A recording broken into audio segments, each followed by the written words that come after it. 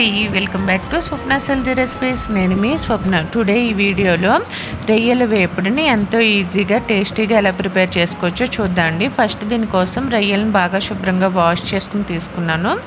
దానిలో టేస్ట్కి సరిపడా సాల్ట్, ఒక పావు టీ స్పూన్ పసుపు, ఒక 2 టేబుల్ స్పూన్ వరకు కారం వేస్తున్నానండి. ఈ మూడింటిని వేసుకుని రొయ్యలకు బాగా పట్టేట్టు బాగా మిక్స్ చేసుకోవాలి. ఇలా మిక్స్ చేసుకున్న రొయ్యల్లో హోమ్ మేడ్ మసాలా యాడ్ చేస్తున్నానండి. ఇప్పుడు ఒక టేబుల్ స్పూన్ వరకు యాడ్ చేస్తున్నాను. ఈ హోమ్ మేడ్ మసాలాని ఎలా ప్రిపేర్ చేయాలో నేను వీడియో ఐకార్డ్లోనే అండ్ స్క్రీన్లోనే యాడ్ చేస్తాను, ఒకసారి చెక్ చేయండి.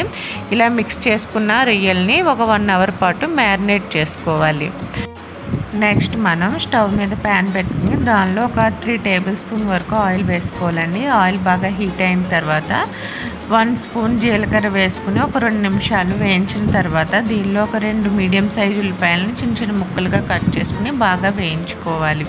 సో నెక్స్ట్ దీనిలో ఒక 4 పచ్చిమిర్చిని పొడవుగా కట్ చేసి యాడ్ చేశానండి. యాడ్ చేసుకుని నెక్స్ట్ ఒక రెమ్మ కరివేపాకును కూడా యాడ్ చేశాను. ఇవన్నీ బాగా మిక్స్ చేసుకుంటూ ఫ్రై చేసుకోవాలి.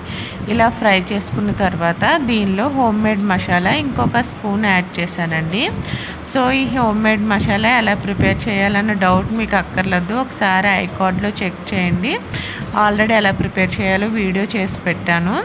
సో నెక్స్ట్ ఈ మసాలా కూడా ఒక 2 నిమిషాలు బాగా వేయించుకున్న తర్వాత ముందుగా మనం గంట సేపు మ్యారినేట్ చేసి పెట్టుకున్న రొయ్యలను వేసుకుని కొంచెం లో ఫ్లేమ్లో పెట్టుకుని మొత్తం అంతా మిక్స్ అయ్యేటట్టు బాగా మిక్స్ చేసుకుంటూ కలుపుకోవాలండి. ఈ రొయ్యల్లో ఉన్న వాటర్ వల్ల కొంచెం వాటర్ పైకి వస్తుంది. సో మనం కొంచెం లో ఫ్లేమ్లో పెట్టుకుని 5 నిమిషాలకు ఒకసారి కలుపుకుంటూ మనం ఫ్రై చేసుకోవాలండి.